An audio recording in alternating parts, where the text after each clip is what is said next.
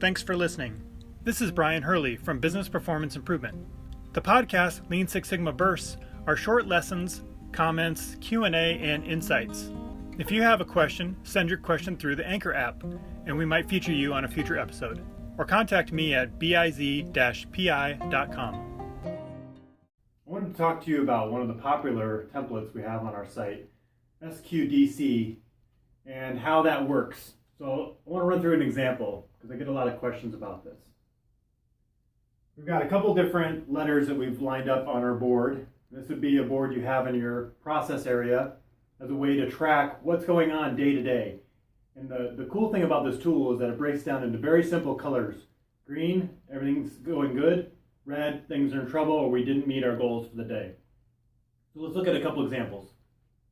Let's start with the first one, safety. Looks like a plus sign, and we've got 31 different numbers in here representing each day of the month. The next one we have is quality, then we have delivery, cost or customer, and environment. We also have some other templates for productivity and inventory, and if you have other letters that you want, just let us know and we can create a template for you. So for each day, we need certain criteria, and to get a green for that day, for safety, we would need to have no missed days and no injuries.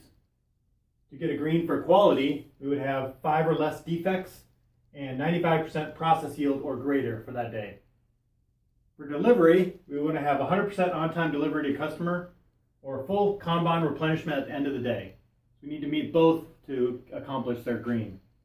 For cost or customer, depending on how you label it, it's no customer escapes and no defects found at our final check. And for environment, we might add something like all equipment needs to be shut down at the end of the day and no recyclables in the trash bin. So for the first day of the month, we can go through and at the end of the day, we determine, do we have any missed days where people are out because of an injury? And if not, and we didn't have any injuries today, then we can put a green in here. So we'll take number 1, and just simply fill it in with green. Next one, we go to quality and say, how did we do today? Well, today we had 7 defects. That does not meet our goal, so we're going to make that a red. For number 3, delivery, we look at our criteria. It looks like maybe we had 1 miss that day, so again, we would put a red in number 1. This would be the first day of the month.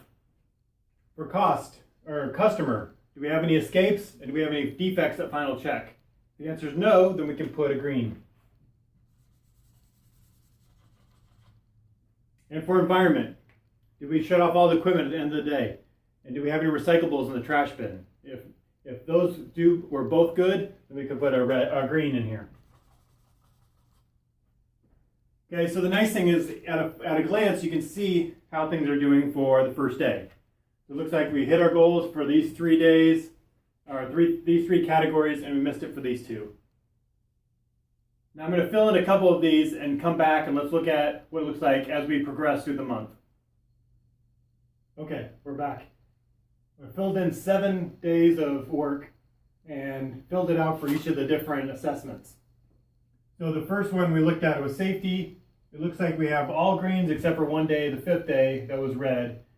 On the 5th day, we might have a little discussion about what happened, make sure we have a plan and look into that, get to root cause, and then move on. But overall, I feel pretty good about safety. For quality, you can see there's a lot of red on here. So we want to be spending more time in quality and really getting into the heart of those issues. Why didn't we meet the criteria? What's going on? Who's working it? Where are we at? That type of thing. On delivery, we can see that we started off with red, but we end up making up and hitting green the rest of the way. So we have 6 straight days of green. If this continues and you see a lot of success and a lot of greens, maybe the criteria is too easy. We need to continuously improve and make it a little bit more tougher for the team. But so far, I feel pretty good about delivery and I'd move forward. We go to the cost or the customer perspective. We have the customer escaped and the defects. We have a smattering of red and green on here. So we might spend a little bit of time on those days and the other days kind of pass through that if it's green and not get into a lot of details. But mixed reviews with the cost or customer piece of this. And the environment, we started off really well. Got 4 straight days of green, and then the last 3 days have been red, and so now we're picking up kind of a trend, and maybe we need to go back and say, what's going on? And we're seeing a pattern. It wasn't just one day that went wrong. We're actually picking up some issue there. So let's spend a little bit of time talking about what's going on so we can get back into the green.